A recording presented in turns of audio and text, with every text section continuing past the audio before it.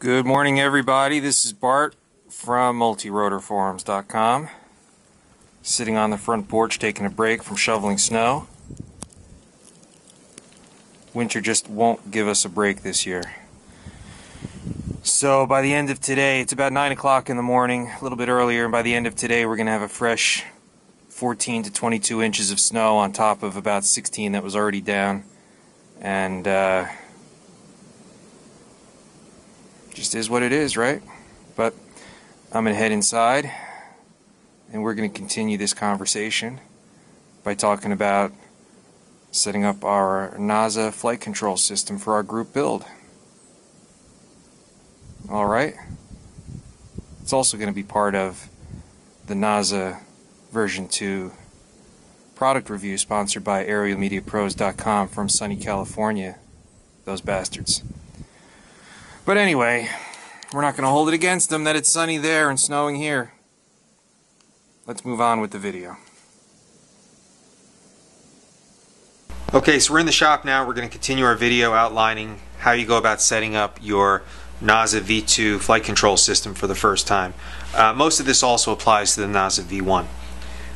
To do this, you're going to have a couple of things. It doesn't necessarily have to be set up and installed on the helicopter just yet. You can take the NASA out of the box, connect everything the way it's supposed to be connected according to page 6 in the quick start guide, and by putting a battery connector on the power leads of the PMU, you can go ahead, set it up with your RC transmitter, with the receiver, with the computer, and have most of the basic settings ready to go when you go ahead and install it onto your helicopter. So to do what we're going to do, first you're going to need your RC system, which includes the transmitter and the receiver. You're going to need a Windows-based computer with the latest version of the NASA Assistant software installed, and you can get that from DJI's website. You're going to need a copy of the NAZA-m V2 Quick Start Guide. You're also going to need anything from a 2 to 6 cell LiPo pack will work just to power up the NASA when you're doing your initial setup stuff. And again, I said you're going to need that battery connector so that you can run power directly into the PMU prior to the whole thing being installed, power connections being soldered in place. A battery connector on the end of those two wires is very helpful. Okay? So to get started, the first step is you're going to take your transmitter and you need to pick a fresh model. If it's a brand new transmitter, I would still recommend doing this. With the JR9503, what you do is you turn it on, and that takes you to a setup menu. And I'm going to select a fresh model. And this is a helicopter radio, so all of the models that haven't been used yet have heli as their type. So I'm going to pick lucky number 13 and select that. Okay, now I have to cycle the power, and you can see model 13 right there. In fact, let me take this plastic covering off. You might be able to see that more clearly. Just do the focus real quick. Okay, so we have to cycle the power, and to get back to that select menu with this radio, I have to hold this scrolling wheel on the right side while I turn the power on. Okay, so we know we selected model 13, and what I'm going to do, and what I recommend you do, is a model reset right off the bat. Yes. So it just reset model 13. It wiped out any mixes, it wiped out any sub-trim settings, any exponential, any dual rates. We know, picking a fresh model, that it probably didn't have any to begin with, but if you guys are using radios from airplanes and helicopters, it's always a really safe bet when you're setting up a new multi-rotor helicopter to get rid of everything, and the way you do that is with a reset. So that was the reset. So now what we're going to do is we need to select what type of model it's going to be. For a multi-rotor helicopter, your first guess, if you're new to this, you might say, I'm going to set it up like a helicopter. That's wrong. We're setting it up like an airplane. So we're using an airplane configuration Most radios, they're going to call that acro. So we're going to scroll over to acro, select that, go back to our list, and at this point we've done the reset. We've selected a new model in the radio to use, and we've selected it as a plane.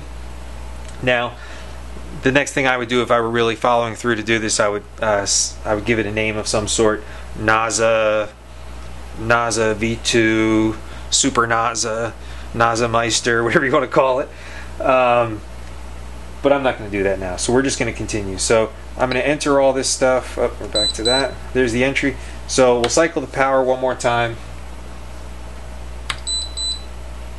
Okay, so we see that there's an airplane in the window. We see that it's model 13, and we're ready to continue. Now, most radios are going to require, most 2.4 gigahertz radios are going to require, when you have your model all selected now, it's all set up, it's an airplane, you've given it a name, they're going to require you to do what's called binding. Some also call it linking, but you're setting up a digital connection, a digital relationship between the receiver and the radio, and that has to be done next.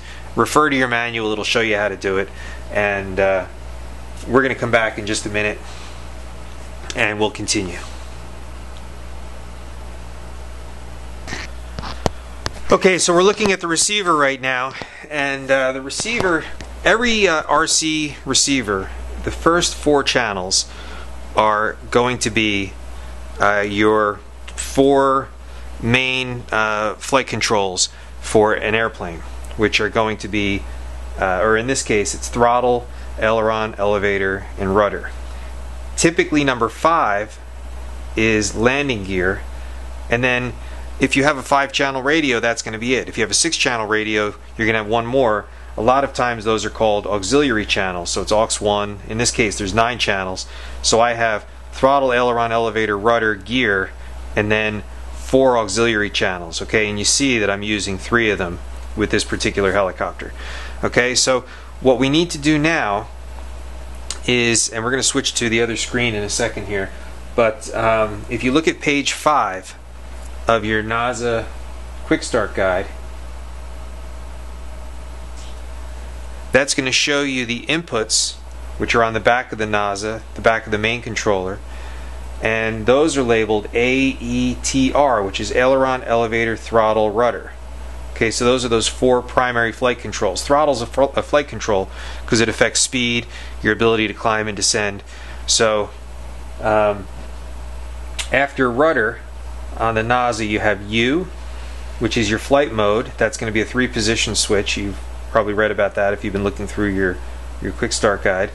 You have X1, X2, and X3. X3 comes from the PMU. That's this wire over here that we talked about when we were reviewing the components.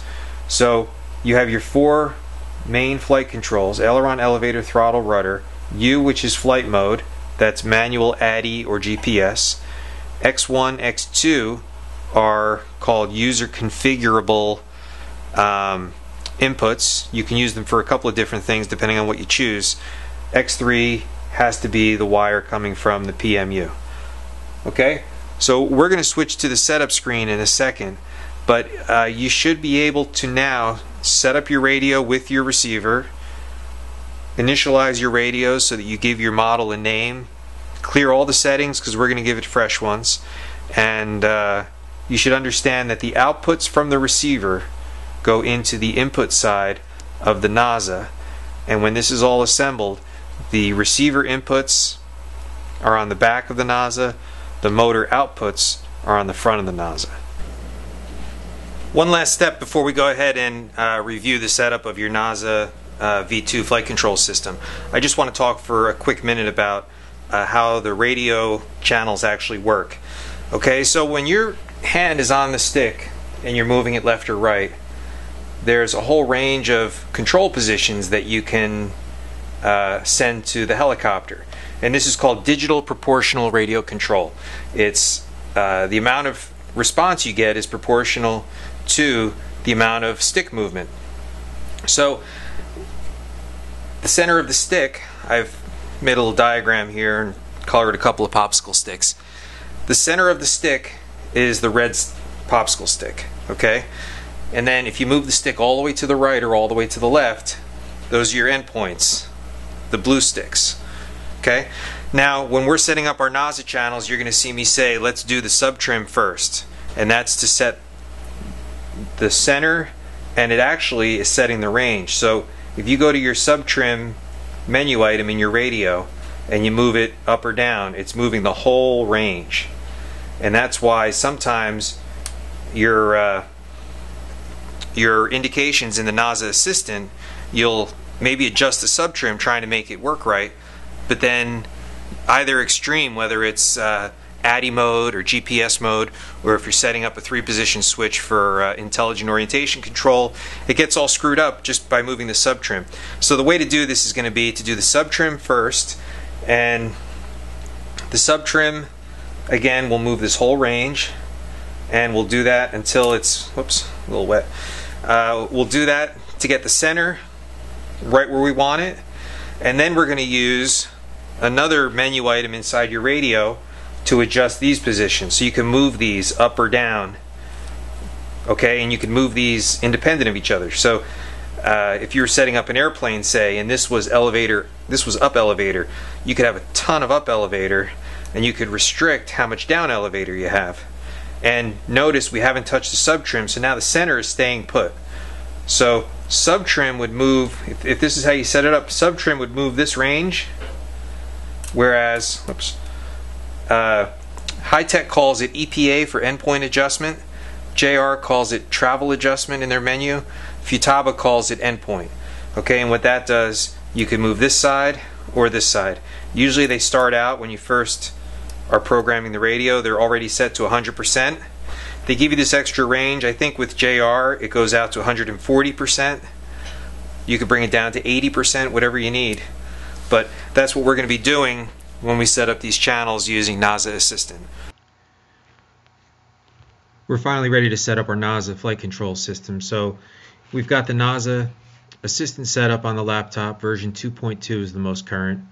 And then I also have the NAZA Quick Start Guide open in the background. You might find it helpful to print out pages 5, 6, and 24. They have a lot of useful information that'll be helpful when you're getting set up, double checking wire connections, making selections in the NAZA Assistant software and whatnot. So 5, 6, and 24, it's a good idea. But just clicking on the icon will open up the Assistant. Now normally if this is the first time, it's going to ask you to put in an email address. It's going to ask you to register your flight controller. It's also going to let you know that if you're running version 2.2 of the Assistant, that you're going to have to run 4.02 of the firmware. The firmware and the Assistant go hand in hand, so you cannot use an older version of the Assistant to run your flight control on a later version of the firmware, and that's pretty consistent across all the different flight control systems. So getting started, we've got the Assistant open. Next we're going to turn on our transmitter. And if you're doing this on the bench with your flight control system just laid out and connected, you can go ahead and plug your battery into your PMU. If you're doing this with the NAZA on the helicopter itself, please, please, please remove propellers before you plug in your flight packs.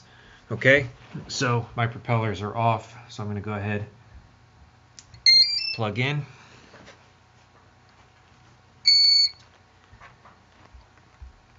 So now the last thing we're going to do is plug in the USB cable to the remote LED. And when you do that, the light on the LED should go solid green, and you'll see this green light is also going to go solid green. Now there's a configuration error of some point down here. I believe it has to do with the control calibration not being done yet, but we're going to get to that in a minute. This first page is the view page. It's mostly advisory type information, just telling you different settings. The gain box, this is live and active. You could change things on this page. You could also change them though on this page. And there's some explanations here that you might find helpful. Usually the features that you're looking at over here are explained over here or in pop-up boxes. So there's a pop-up box. Range is 20 to 500% for the pitch gain. These are all default settings. That's what I'm going to fly with for a little while, and I'll work on that as I go. But for now, back to the view page. This is where it starts out. The basic page, you go to aircraft, and you tell the NASA what configuration of helicopter it's flying on. I'm flying just a straight X quad, it's called, so that's checked. Mounting, this is where you put in the dimensions for where the GPS is located relative to the CG of the helicopter. We'll come back to that. RC, this is telling it what kind of RC system you're using. I'm using a JR transmitter and receiver. The receiver's plugged into the NASA with individual servo cables, so that's what they refer to as a traditional receiver. If you have the single cable Futaba, that looks like that. And again, as you're mousing over these different selections, it's giving you information over in that left column, which is very helpful. So we've got traditional selected, and now we're going to do what's called the controls calibration. So we're going to click the start button, and then we're going to move the sticks of our transmitter to the extremes, up, down, left, right, and we're telling the NASA, we're teaching it what the range of control inputs is going to be. So we click that, and you'll see everything going crazy. And as I move my sticks on the transmitter, the radio is talking to the NASA. The NASA is saying, I understand, this is the range of control inputs. Okay, once that's done, you center all of your controls. The throttle gets centered, and you click finish. Gives you a message basically telling you that these sliders should be centered. When they're green, they're centered. When they're not, they're gray. Now, what I was talking about earlier with the subtrim, if I go to my menus and I select subtrim, this E is for elevator. So if I go to that channel in my radio, I can move that slider, and as you go outside of the range, it turns gray. So mine was fine on 0, so I'm going to leave it at that. Throttle, you know, your stick could be a little bit off, so I'm not going to worry about that. Now, when you mouse over this, it's going to tell you that when you move your, let's say for roll, the aileron transmitter stick to the left means the slider on the slider should also go left. So let's look at that one first.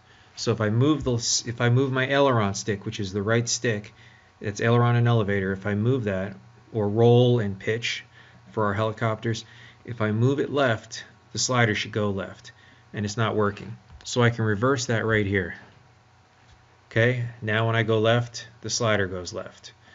With the elevator, let's see what the pop-up box says.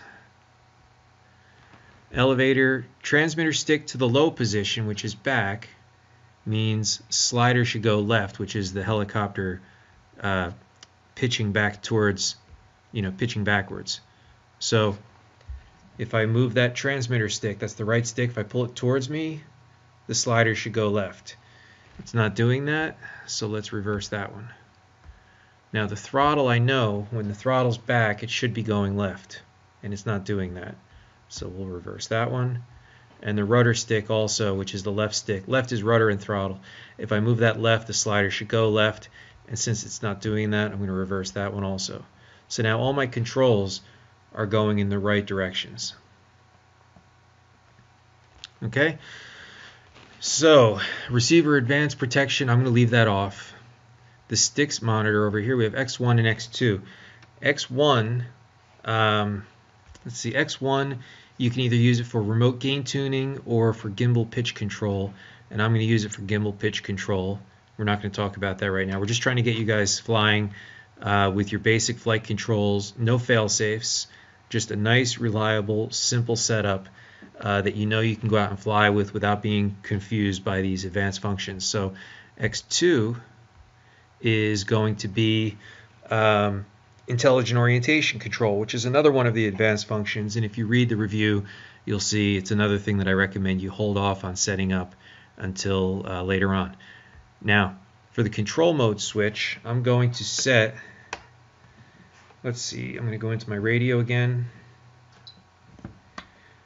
and I'm going to program. I'm going to go to device select, and I'm going to program my gear switch, which is channel 5, to be on my flap switch, which is a 3-position switch. So I'm assigning a channel in the radio to a particular switch.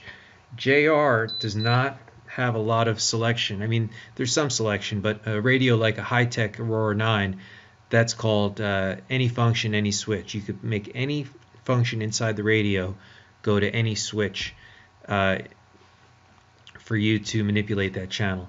JR isn't like that. The selections are hardwired into the radio, so you don't have as much choice. But I do know that I can use the flap switch with my gear switch, so that you could see I'm moving that now. Now, when my switch is away from me, I want manual mode, because that's how I have all my radios set up. So when things are away from me, when switches are up or away from me, I have basic control for when I'm first taking off. So I can see when I flip the switch that it's backwards. So because there's no reverse option here, I have to go into the radio to the list, reverse the gear, enter, and you saw that the slider moved. So now when I go all the way away from me with the switch, I'm over in this range of the slider. But the blue is here. I really want where it says manual to be blue. So when you have a 3-position switch like this, you want to set up the middle position first. And that's what I was talking about earlier. That's sub-trim. So you can see with the switch in the middle position, it's actually got fail-safe activated. But I want to drag that slider over just enough so that attitude becomes active. So I'm going to go to the list. I'm going to go to sub-trim. I'm going to go to the gear channel. And when I roll this, you see it sliding. I'm using my sub-trim to adjust the position of the slider. And now I'm going to exit that. Now what I need to do is go to travel adjustment, and when I flip the switch, I'm going to go to gear, and I'm going to roll using my travel adjustment to get that slider to illuminate the manual box. So now center is attitude, away from me is manual, and now I have to adjust the other end. Remember, I had those popsicle sticks, the red and the blue ones. The blue ones were travel adjustment, and that's what I'm doing now. I'm adjusting those individually. So I'm going to slide this one, I'm going to roll this one back. You see if I go too far, it's going into failsafe, which I don't want. So there's my GPS. Now, just to demonstrate something, I'm going to go back to sub-trim, go back to gear, and I'm going to push this way off to the right. And you're going to see that the manual and GPS are also pushed off to the right. And that's what I was demonstrating earlier, that when you use sub-trim, it adjusts, it picks up the entire range, doesn't adjust the endpoints, but it just picks everything up and shifts it. It does adjust the endpoints, but it adjusts them relative to the center. So it slides that whole range left or right. So if I bring this back to the center position, go back to the center of that range, and then I flip my switch, you see that I'm back to where I want to be. So that's all there is to setting up the 3-way switch. You do the sub-trim first to adjust the middle, and then you use travel adjustment to adjust each end, the positive and the negative extremes. You would use travel adjustment to adjust those. So I'm going to enter that. Now,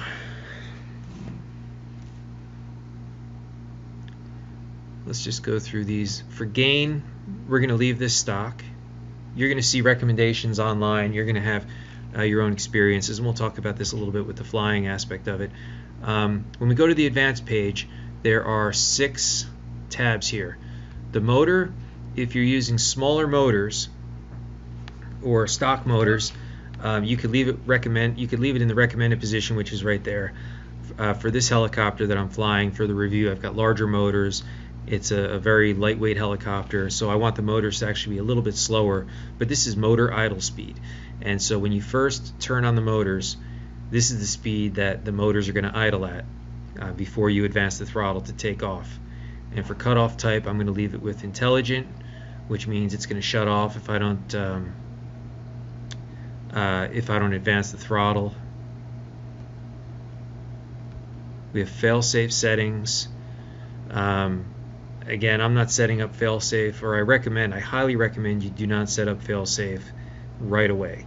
I recommend you set up the basics, that you're very confident the basics work, and then as you learn to fly, you keep the helicopter, certainly within visual range. You don't fly it all the way to the far side of the park where you can barely see it.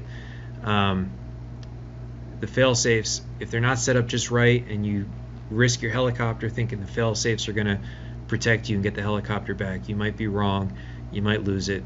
So I really recommend you keep things simple at the beginning. IOC, same thing. I've got it activated, but I've set mine up. Gimbal, if you don't have a 2-axis servo-driven gimbal, then you leave this off. Voltage, these voltage protections, even people who specialize in DJI flight controls do not use it, so I'm not using it. And then as far as limits go, I have mine set to 140 meters, which is right around 400 feet, and max radius is 2,000 meters, which is about 6,000 feet or a mile. I don't expect to fly this thing out to a mile. I certainly won't have visual awareness of what it's doing. Let's actually change that to 500 meters. And then we're going to press enter so that it writes it to the flight control. For tools, this is an IMU calibration. This advanced one, you'd have to read the directions to find out how to do that exactly. I haven't had to do it so far, so I'm not worried about it. And this upgrade page is showing me that the latest version is 4.02, which is what I have, and this is showing the current user, which is me, current software, my serial number, and that would be that. So if you could believe it, we're ready to go fly. Everything is set up, and if you have any questions, ask them in the thread. We'll talk about the gains a little bit while we do the flying video, but at this point we are ready to go. Alright, if you have questions, ask them in the thread. Next video we're going to have a flight review. Right now there's about 2.5 feet of snow on the ground, so that might be delayed a little bit, but I'm going to try. Alright, when you're all done, you can disconnect the USB from the NAZA. You could then turn the power off on the helicopter, then turn the radio off, and you're all done. Alright, so thank you for watching.